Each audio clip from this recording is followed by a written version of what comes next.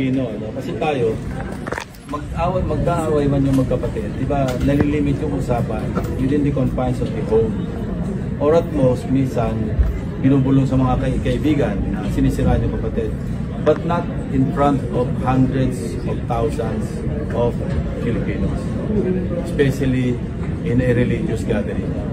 So, para sa akin, napaka-un-Filipino nun. Hindi natin ugali yung Filipino na ganyan. How should have been it resolved, the problem? I do not know. But should it be within the confines of the family? Personally sinabi na lang? Tayo mga Pilipino, ganun di ba? Kasi masyado tayong closely knit, di ba? Close-knit yung ating pamilya. So, pag may away magkakapatid, nire-resolve natin within the confines of the home or within the family circle, di ba?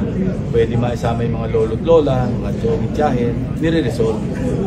Pero hindi ganyan.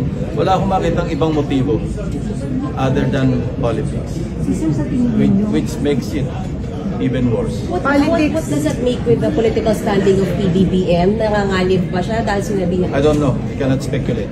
Pero sa tingin niyo, disappointed din ang sabihin ng Pilipinas? Ako, alam mo, naramdaman ko nung napapanood ko yun. Naawa ko kay Pangulo. Hindi ko siya kamag-anak. Hindi naman kami close. Pero naramdaman ko unang-una bilang sa Pilipino, naawa ko sa kanya.